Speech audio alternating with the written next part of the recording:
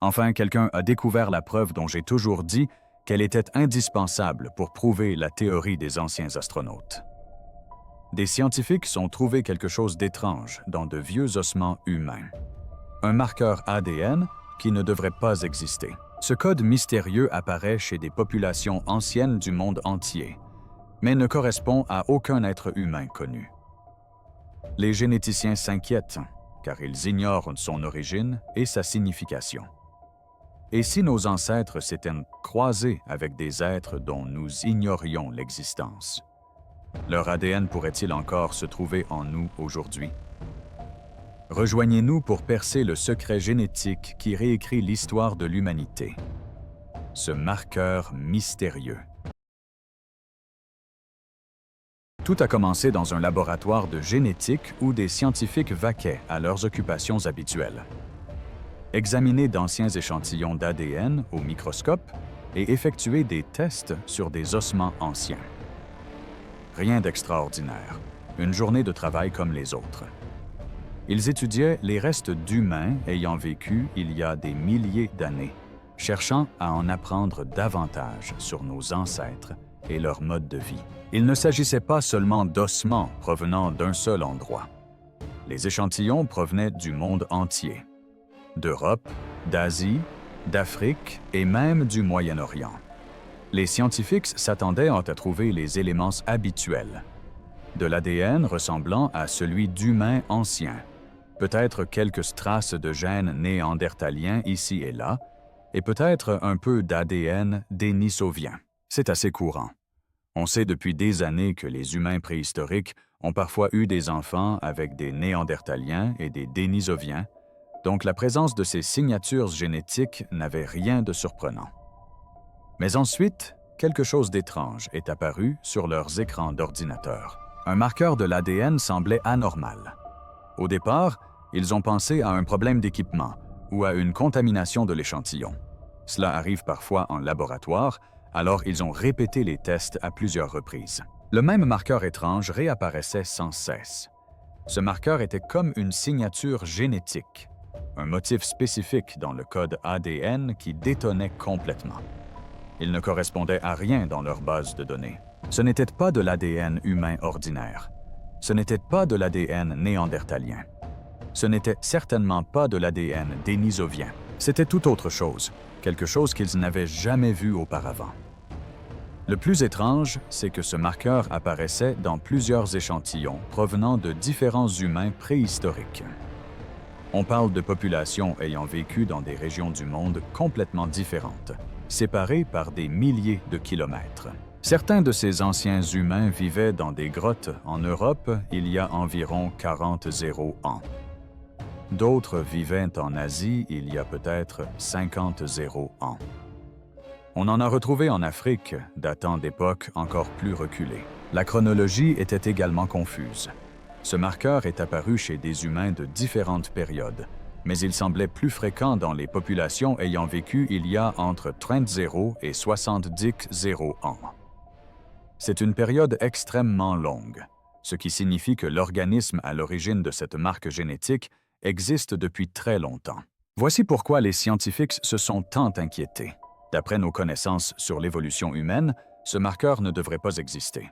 Notre arbre généalogique est censé être bien établi depuis longtemps. Nous connaissons Homo sapiens, les Néandertaliens, les Dénisoviens et quelques autres espèces humaines disparues.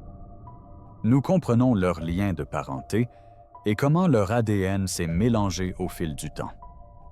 Mais ce nouveau marqueur ne s'intègre nulle part dans cet arbre phylogénétique. C'était comme trouver une pièce de puzzle provenant d'une toute autre boîte. Elle appartenait à quelque chose, mais à rien de reconnaissable.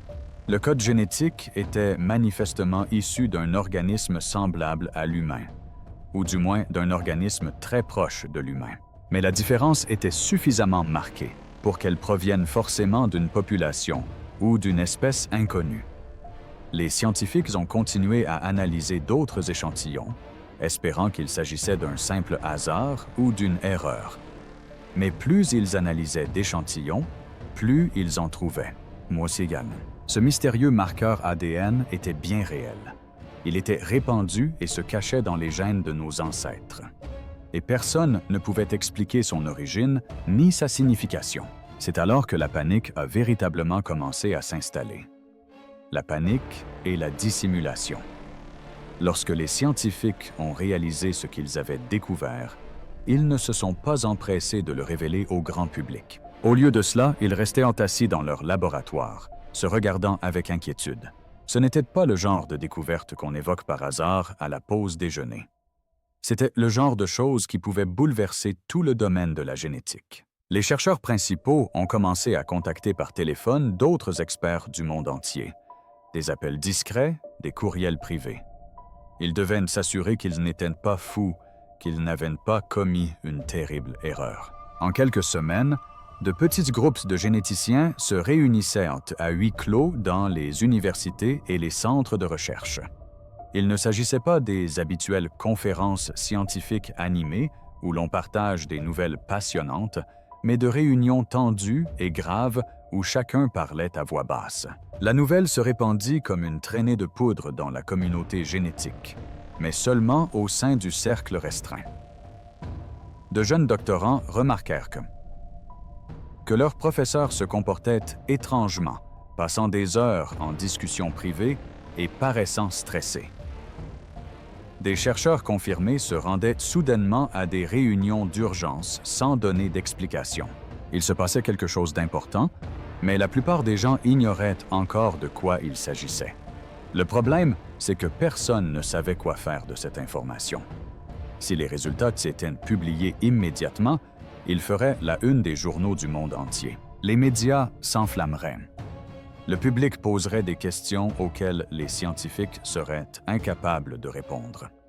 Pire encore, la découverte pourrait être mal interprétée ou déformée pour étayer toutes sortes de théories farfelues sur les origines de l'humanité. Certains chercheurs estimaient qu'il valait mieux poursuivre leurs travaux discrètement, jusqu'à en savoir plus.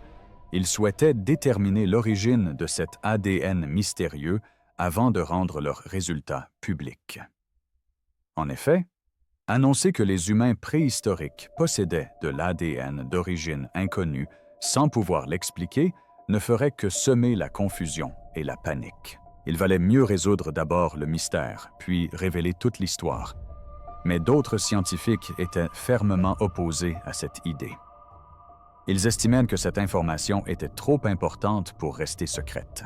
Dissimuler une découverte majeure sur l'évolution humaine semblait immoral, comme mentir au public. La science est censée être ouverte et transparente. De plus, garder des secrets est rarement efficace à long terme. De toute façon, l'information aurait fini par fuiter. Des considérations personnelles entraient également en jeu. Dans le monde de la recherche universitaire, être le premier à publier une découverte majeure est primordial. Cela signifie des subventions, la sécurité de l'emploi, la célébrité et une place dans l'histoire. Plusieurs équipes de recherche avaient indépendamment trouvé des preuves de l'existence de ce marqueur. Chacun voulait être reconnu à sa juste valeur, mais personne ne voulait passer pour un idiot si la découverte s'avérait erronée. Les tensions se sont exacerbées au fil des mois. Des chercheurs, d'ordinaires collègues et amicaux, ont commencé à se faire concurrence. Certaines équipes se sont empressées de collecter davantage de données, travaillant tard le soir et le week-end. D'autres ont préféré rester prudents, vérifiant tout à 3 reprises avant de tirer des conclusions. La confiance a commencé à s'effriter. Les scientifiques craignaient que leurs concurrents ne volent leurs données ou ne les publient avant eux. Entre-temps, les revues scientifiques commençaient à se méfier. Plusieurs équipes avaient soumis des articles sur des découvertes ADN inhabituelles chez des humains préhistoriques, mais ces articles étaient vagues et incomplets. Les rédacteurs en chef des revues demandaient sans cesse des informations supplémentaires, mais les chercheurs tergiversaient. Ils prétendaient avoir besoin de plus de temps pour vérifier leurs résultats ou attendre des échantillons supplémentaires. Puis l'inévitable s'est produit. Quelqu'un a divulgué des informations à un blogueur scientifique. Juste une allusion, rien de concret, mais ça a suffi. Le blogueur a évoqué des rumeurs concernant une découverte ADN choquante que des généticiens auraient gardée secrète. D'autres blogueurs ont relayé l'information. Les forums s'enflammaient de spéculations. La dissimulation, si tant est qu'il y en ait eu une, commençait à se fissurer. La vérité allait éclater, que les scientifiques soient prêts ou non, et l'on allait remonter aux origines. Une fois le secret dévoilé, les scientifiques n'eurent d'autre choix que d'approfondir leurs recherches. Il leur fallait des réponses rapidement, et leurs découvertes ne firent qu'accroître leur malaise. Le mystérieux marqueur ADN n'était pas simplement présent dans quelques échantillons épars. Il était omniprésent, inscrit dans le patrimoine génétique des populations humaines anciennes sur plusieurs continents, tel un fil invisible les reliant toutes. Des équipes de chercheurs ont entrepris de cartographier précisément l'apparition de ce marqueur. Ils ont analysé tous les échantillons humains anciens qu'ils ont pu trouver dans les laboratoires, les musées et les centres de recherche du monde entier. La répartition géographique était troublante. Ce marqueur a été retrouvé dans des restes humains découverts dans des grottes reculées de Sibérie, dans des sites funéraires à travers l'Europe, dans d'anciens établissements du Moyen-Orient et dans des fossiles humains provenant de différentes régions d'Asie. Ces populations n'auraient pas dû être liées entre elles. Il s'agissait de groupes séparés par d'immenses distances, un terrain accidenté et des milliers d'années.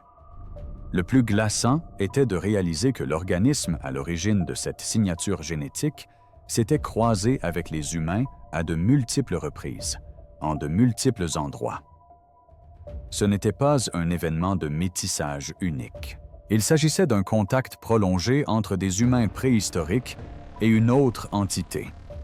Une entité qui a laissé son empreinte dans notre ADN, mais presque aucune autre trace de son existence. Ni ossements, ni artefacts, ni peinture rupestre, seulement cette ombre génétique fantomatique. Les scientifiques ont commencé à parler de population fantôme, une expression presque poétique jusqu'à ce qu'on en comprenne le sens profond. Dans notre passé, il existait un groupe ou une espèce entière d'êtres humanoïdes qui vivaient aux côtés de nos ancêtres, ont eu des enfants avec eux, puis ont complètement disparu. Aucun squelette n'a jamais été retrouvé permettant d'affirmer avec certitude qu'il appartenait à cette population mystérieuse. Ils ont disparu, effacés des archives fossiles, n'existant plus que sous forme de fragments de code enfouis dans un ADN ancien. Des modèles informatiques ont été élaborés pour tenter de comprendre comment cette population fantôme s'est déplacée et s'est mêlée aux humains. Ces modèles ont systématiquement révélé le même schéma inquiétant. Il ne s'agissait pas d'un mélange aléatoire. Les preuves génétiques suggéraient des contacts organisés et répétés sur des milliers d'années. Quels que soient ces êtres, ils ne tombaient pas par hasard sur des campements humains. Ils vivaient près des humains, interagissaient régulièrement avec eux et s'intégraient aux communautés humaines d'une manière que nous avons aujourd'hui peine à comprendre. Chaque tentative pour identifier la source s'est soldée par des impasses et des questions plus sombres encore. Si cet ADN provenait d'une espèce humaine inconnue, où vivaient-ils? Pourquoi n'avons-nous pas retrouvé leurs ossements? Certaines espèces laissent derrière elles des milliers de fossiles, mais cette population fantôme n'a laissé que des traces génétiques. C'était comme s'ils avaient délibérément évité de laisser toute trace physique, ce qui est impossible, ou comme si un événement avait effacé toute preuve de leur existence. La chronologie compliquait encore les choses. Le marqueur semblait le plus marqué chez les humains ayant vécu durant une période précise, il y a environ 70 0 à 30 0 ans. Puis son déclin a commencé. Il y a 20 0 ans, il devenait rare. Il y a 10 0 ans, il avait presque disparu. Il est arrivé quelque chose à cette population fantôme. Soit elle a disparu, soit elle a cessé de se mêler aux humains, soit elle a disparu d'une autre manière qui nous échappe. Les chercheurs ont examiné toutes les hypothèses. Peut-être ont-ils été décimés par le changement climatique. Peut-être qu'une maladie les a anéantis. Peut-être que les humains ont fini par les mener à l'extinction par la compétition ou la violence. Mais aucune de ces explications ne semblait tout à fait convaincante. Les données génétiques ne correspondaient à aucun des schémas attendus. La vérité était plus troublante encore. Personne ne savait vraiment ce qui leur était arrivé, ni où ils étaient allés. Ce que cela signifie pour l'histoire de l'humanité. Les implications de cette découverte étaient comparables à tirer sur un fil et à voir toute une tapisserie se défaire. Tout ce que nous pensions comprendre de l'histoire humaine semblait soudain incomplet, voire erroné. Le récit net et organisé de l'évolution humaine, soigneusement élaboré par les scientifiques pendant des décennies, s'effondrait, laissant place à une réalité plus sombre et bien plus mystérieuse. Pendant des années, nous nous sommes rabâchés une histoire rassurante sur nos origines. L'espèce humaine a évolué en Afrique, s'est répandue à travers le monde, s'est parfois mêlée aux Néandertaliens et aux Dénisoviens et a fini par devenir la seule espèce humaine survivante. Simple, claire, facile à comprendre. Mais cette population fantôme a complètement bouleversé ce récit. Cela signifiait que nos ancêtres partageaient la planète, avec bien plus de groupes que nous ne l'avions jamais imaginé, et nous ignorons tout de la plupart d'entre eux. L'arbre généalogique humain, que les scientifiques avaient dessiné et redessiné d'innombrables fois, présentait soudain une immense lacune.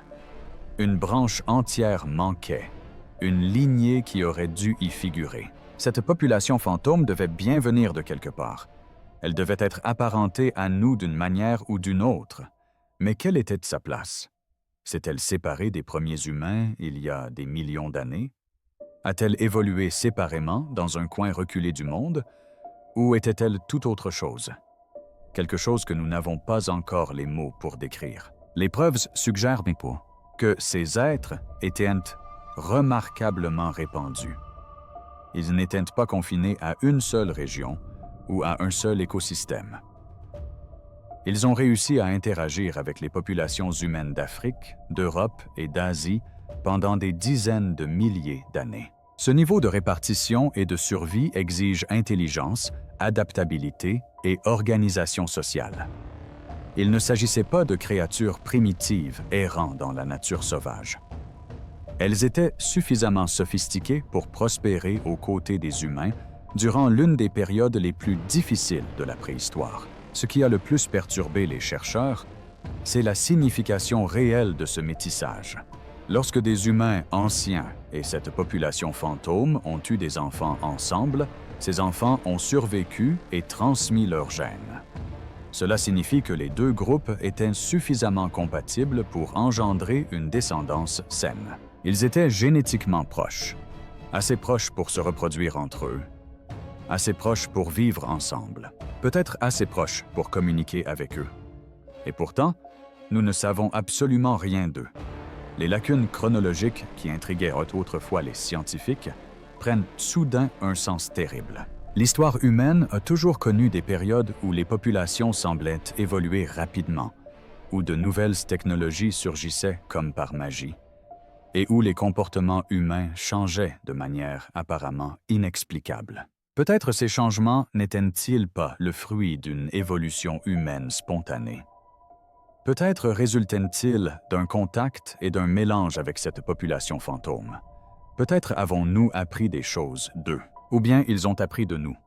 Et cet échange a marqué les deux groupes à jamais. Mais de nouveaux fossés sont également apparus. Des questions plus sombres que personne ne voulait trop s'attarder à explorer. Si cette population fantôme était si répandue et prospère, pourquoi a-t-elle disparu? Que s'est-il passé entre 30 et 10 ans avant notre ère pour l'effacer de la surface de la Terre? Les humains les ont-ils exterminés? Ont-ils péri lors d'une catastrophe inconnue? Ou bien quelque chose d'autre s'est produit? Quelque chose de plus étrange et de plus troublant auquel nous n'avons même pas encore pensé? La révélation la plus glaçante fut la suivante. Nous partageons notre ADN avec des êtres que nous ne pouvons ni nommer, ni imaginer, ni comprendre. Ce sont aussi nos ancêtres, au même titre que les humains dont nous pouvons retracer l'origine. Leur sang coule dans nos veines. Leurs gènes ont contribué à faire de nous ce que nous sommes. et nous ne savons pas qui ils étaient. Éliminer les alternatives. Passé le choc initial, les scientifiques ont fait ce qu'ils font toujours face à l'impossible. Ils ont tenté désespérément de l'expliquer. Personne ne voulait croire que ce mystère soit réel. Personne ne souhaitait remettre en question tout ce que nous savons de l'évolution humaine. Ils ont donc cherché une explication alternative susceptible de faire disparaître le problème. Ce qu'ils ont découvert était encore plus troublant que le mystère lui-même. On a d'abord envisagé la possibilité d'une contamination. Peut-être que les échantillons d'ADN avaient été mélangés à d'autres substances au laboratoire. Cela arrive plus souvent qu'on ne le pense. Des cheveux, des empreintes digitales, voire des bactéries peuvent altérer des échantillons d'ADN anciens. C'est pourquoi les équipes de recherche ont tout réanalysé en suivant les protocoles les plus rigoureux. Elles ont travaillé en milieu stérile, utilisé du matériel neuf et vérifié chaque étape à plusieurs reprises. Le marqueur était toujours là. Ce n'était pas une contamination, c'était bien réel. Les scientifiques se sont alors demandé s'il ne s'agissait pas simplement d'une mutation naturelle, apparue aléatoirement chez les humains préhistoriques et transmise par la reproduction. Après tout, l'ADN mute constamment. Peut-être que ce marqueur n'était qu'une variation humaine inhabituelle, mais parfaitement normale, qui paraissait étrange car inédite. Mais l'analyse génétique a invalidé cette théorie. Le marqueur était trop complexe, trop différent, trop structuré pour être une simple mutation. Il portait la signature d'un élément provenant d'une source totalement extérieure à la lignée humaine principale. Certains chercheurs ont proposé l'hypothèse de l'ADN résiduel, qui semblait plausible au premier abord. Peut-être ce marqueur était-il un vestige de matériel génétique d'un ancêtre humain très ancien, un élément resté latent dans notre ADN pendant des centaines de milliers d'années et ne se manifestant qu'occasionnellement dans certaines populations, tel un écho génétique d'un passé lointain. Mais cette théorie présentait un problème majeur. Ce marqueur apparaissait trop fréquemment et trop récemment pour être un vestige ancien. Ce phénomène était le plus marqué chez les humains d'il y a 50 ans, ce qui signifie que les souches restantes étaient vivantes et se reproduisaient avec les humains à cette époque. Il ne s'agissait pas d'un écho, mais d'un contact récent. Toutes les explications classiques se sont révélées erronées. Les preuves étaient trop convaincantes, trop cohérentes, trop répandues. Les scientifiques ont alors cherché à identifier d'éventuelles erreurs dans leur méthode de datation, se demandant si les échantillons n'étaient pas plus jeunes ou plus vieux qu'ils ne le pensaient. Les dates étaient correctes. Ils ont cherché des explications géologiques, se demandant si un élément du milieu funéraire aurait pu altérer l'ADN. Aucun facteur environnemental ne pouvait expliquer ce résultat. Ils ont même envisagé la possibilité que le processus d'extraction d'ADN lui-même produise de faux marqueurs. Ce n'était pas le cas. La pire des hypothèses, celle que personne n'osait formuler à voix haute, continuait de ressurgir. Et si ce marqueur était exactement ce qu'il semblait être? Et s'il existait réellement une population inconnue, vivant aux côtés des humains, se reproduisant avec eux, puis disparaissant sans laisser de traces fossiles? Non pas par manque de recherche, mais parce qu'il n'y a véritablement aucun fossile à découvrir. Cela a soulevé des questions qui ont même mis mal à l'aise les scientifiques les plus aguerris.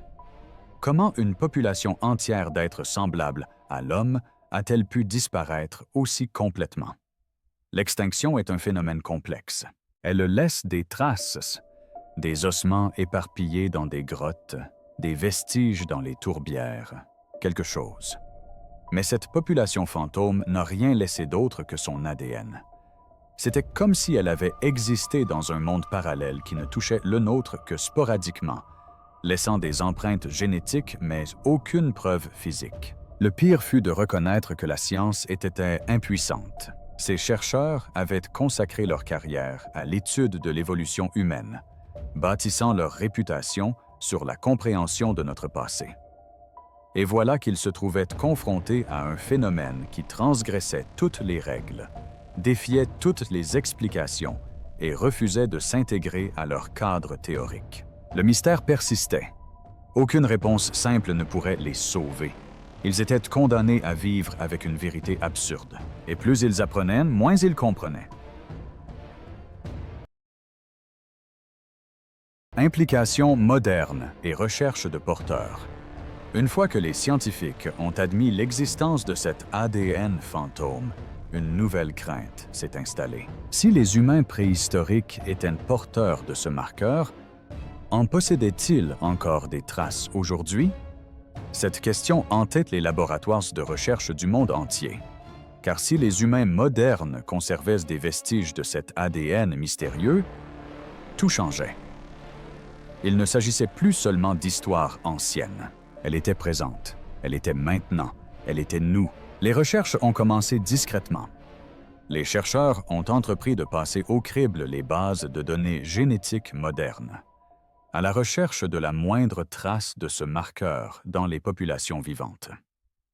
Ils ont examiné des échantillons d'ADN provenant de milliers de personnes sur tous les continents, à la recherche de cette signature génétique distinctive. Leur découverte a glacé le sang de la communauté scientifique. Le marqueur n'avait pas disparu. Il était toujours là, simplement caché. De petits fragments de cet ADN fantôme ont été détectés dans des populations dispersées à travers le monde.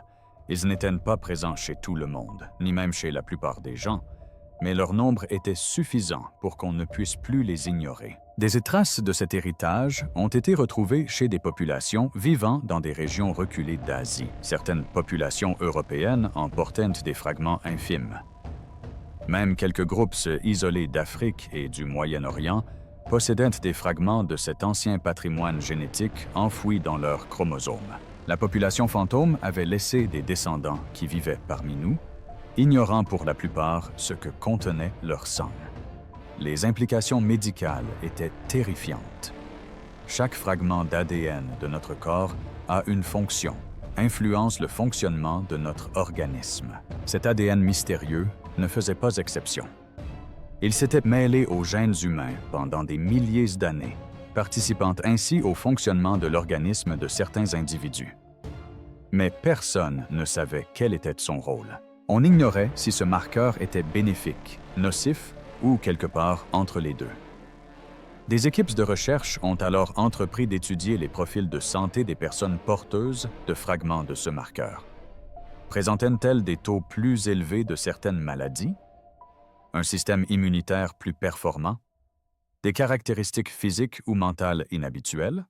Les premiers résultats étaient troublants car contradictoires. Certains porteurs semblaient présenter une résistance accrue à certaines infections, ce qui s'expliquait si la population fantôme s'était adaptée à des maladies différentes de celles des humains. D'autres, en revanche, montraient une susceptibilité accrue aux maladies auto-immunes, comme si leur système immunitaire était perturbé par la présence simultanée de deux patrimoines génétiques différents. D'autres effets étaient également perceptibles, mais les chercheurs ont préféré ne pas les mentionner dans leurs publications. Certaines études suggéraient que les porteurs pourraient présenter de subtiles différences dans la structure cérébrale, des variations dans le fonctionnement de certains neurotransmetteurs, des modifications de la perception de la douleur ou du traitement sensoriel. Rien de spectaculaire, rien d'évident, juste de petites différences qui ont amené à s'interroger sur la véritable nature de cette population fantôme, sur le fonctionnement de leur esprit, sur leur perception du monde. Les questions éthiques se sont multipliées à une vitesse fulgurante. Faut-il informer les gens qu'ils sont porteurs de ce marqueur génétique? Quel impact cela aurait-il sur eux? Certains chercheurs estimaient que les porteurs avaient le droit de connaître leur patrimoine génétique, aussi mystérieux soit-il. D'autres insistaient sur le fait que révéler à une personne la présence d'ADN d'une espèce inconnue engendrerait une panique et une confusion inutiles. Après tout, que pourrait-on faire concrètement de cette information? Il y avait aussi cette inquiétude plus sombre, que personne n'osait aborder de front. Si certaines populations étaient porteuses d'une plus grande quantité de cet ADN fantôme que d'autres, cela entraînerait-il des discriminations? Les gens se diviseraient-ils en porteurs et non-porteurs? L'histoire a montré ce que les humains ont fait lorsqu'ils ont cru que certains groupes étaient génétiquement différents des autres. Les conséquences ont toujours été désastreuses. Les scientifiques redoutaient que leurs découvertes ne soient déformées et utilisées pour justifier des préjugés, voire pire. Les recherches se sont poursuivies malgré tout, car elles étaient nécessaires. Davantage d'échantillons ont été prélevés. Davantage de personnes ont été testées. Des collaborations internationales se sont mises en place pour mutualiser données et ressources. La recherche de porteurs sains est devenue l'un des plus grands projets génétiques de l'histoire, animé par un mélange de curiosité scientifique et d'une profonde angoisse inavouée. Car chaque réponse soulevait 10 nouvelles questions, et chaque donnée laissait présager que ce mystère était loin d'être résolu. La population fantôme a peut-être disparu, mais son héritage continuait de façonner l'humanité d'une manière que nous commencions à peine à comprendre. La vérité continue de se dévoiler. Des années se sont écoulées depuis la première découverte de ce marqueur ADN fantôme, et le mystère n'a fait que s'épaissir. Ce que les scientifiques espéraient voir s'éclaircir grâce à des recherches plus approfondies, s'est au contraire fragmenté en théories concurrentes, en preuves contradictoires et en vérités dérangeantes qui remettent en question tout ce que nous pensions savoir sur la nature humaine. La panique s'est quelque peu dissipée, remplacée par un malaise plus profond et persistant qui refuse de disparaître. Aujourd'hui, de nombreuses équipes de recherche à travers le monde explorent différentes pistes pour résoudre cette même énigme, et leurs conclusions divergent parfois. Certains laboratoires affirment que la population fantôme était une espèce humaine distincte ayant évolué indépendamment d'Homo sapiens, peut-être dans une région isolée encore inconnue. Ils mettent en avant des marqueurs génétiques subtils suggérant une divergence évolutive profonde, remontant peut-être à un demi-million d'années, voire plus. Ces chercheurs pensent que cette population fantôme s'est développée indépendamment, s'est adaptée à différents environnements et n'est entrée en contact avec nos ancêtres que plus tard. Mais d'autres scientifiques affirment que les preuves indiquent quelque chose d'étrange.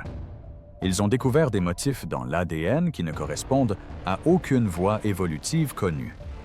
Ce marqueur fantôme contient des séquences génétiques qui semblent trop organisées, trop spécifiques, presque comme si elles avaient été conçues plutôt que d'évoluer naturellement. Ces chercheurs ne dévoilent pas publiquement leur interprétation de ces résultats, mais leurs articles laissent entrevoir des possibilités qui inquiètent leurs collègues.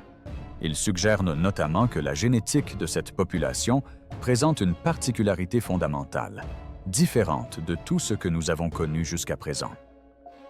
La collaboration internationale mise en place pour étudier ce phénomène est devenue l'un des plus importants efforts scientifiques de l'histoire. Les laboratoires partagent leurs données. Les sites archéologiques sont réexaminés grâce à de nouvelles techniques. Et des échantillons d'ADN anciens sont extraits d'ossements que l'on croyait endommagés, afin d'en extraire des informations génétiques. Chaque mois apporte son lot de découvertes, mais aucune ne fournit la réponse simple tant espérée. Nos connaissances actuelles sont certes limitées, mais significatives. Cette population fantôme a bel et bien existé. Ses membres étaient suffisamment semblables à l'homme pour engendrer une descendance fertile avec l'Homo sapiens, ce qui signifie qu'ils n'étaient pas génétiquement très éloignés de nous.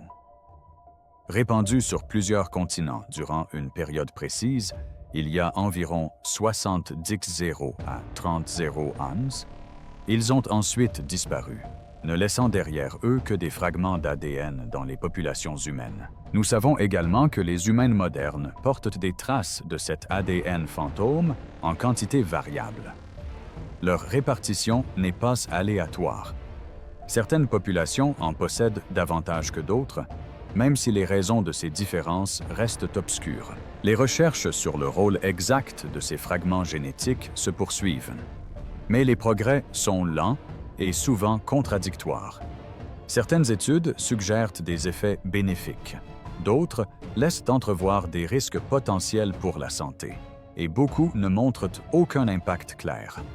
Presque tout le reste relève de la spéculation, aussi controversée soit-elle. D'où proviennent ces populations fantômes? À quoi ressemblaient-elles? Comment vivaient-elles? Qu'est-il advenu d'elles? Différentes équipes de recherche proposent des réponses divergentes, et aucune ne peut prouver la validité de sa théorie. Certains pensent que le changement climatique a causé leur extinction. D'autres estiment que l'expansion humaine les a progressivement absorbées par le biais du métissage, jusqu'à ce qu'elles cessent d'exister en tant que groupe distinct. Quelques chercheurs avancent des scénarios plus sombres, impliquant conflits et violences, bien que les preuves génétiques ne les étayent pas clairement. L'aspect le plus troublant réside dans ce qui n'a pas encore été découvert. Malgré des décennies de fouilles archéologiques, aucun fossile n'a été formellement identifié comme appartenant à cette population fantôme. Les questions qui restent sans réponse se multiplient plus vite que les scientifiques ne peuvent y répondre. La population fantôme possédait-elle un langage, une culture, un art? Était-elle plus ou moins avancée que l'Homo sapiens? Avait-elle ses propres croyances, sa propre vision du monde? Les enfants nés du métissage entre humains et fantômes étaient-ils acceptés dans les deux communautés? Ou étaient-ils rejetés? Ces deux groupes vivaient-ils en paix ou y avait-il des conflits désormais invisibles? La recherche se poursuit, car elle est indispensable. De nouvelles technologies sont développées spécifiquement pour extraire et analyser l'ADN ancien plus efficacement. Des expéditions archéologiques sont prévues pour explorer les régions susceptibles d'avoir abrité cette population fantôme. Les généticiens élaborent des modèles informatiques toujours plus sophistiqués pour comprendre le fonctionnement de cet ADN mystérieux chez l'humain moderne. Mais plus les scientifiques approfondissent leurs recherches, plus ils prennent conscience de l'étendue de leur ignorance. La population fantôme demeure ce qu'elle a toujours été. Des fantômes présents dans notre ADN, mais inaccessibles à notre compréhension. Ils nous ont façonnés d'une manière que nous commençons à peine à saisir, ont marqué notre espèce de leur empreinte indélébile, puis se sont évanouis dans l'histoire comme la fumée se dissipe au vent. L'ancien secret est toujours enfoui dans notre ADN, et il semble bien qu'il le restera à jamais. Nous vivons avec l'héritage d'êtres que nous ne pouvons nommer, portant leurs gènes vers un avenir incertain, sans jamais vraiment comprendre ce qu'ils étaient ni ce qu'ils signifient pour ce que nous sommes. La vérité ne se dévoile pas, elle se fragmente en 1000 possibilités, et chaque réponse que nous trouvons nous rend plus incertains qu'auparavant. Est-ce peut-être la découverte la plus troublante de toutes? Si cette vidéo vous a plu, n'hésitez pas à la liker, à vous abonner et à cliquer sur la vidéo suivante affichée à l'écran.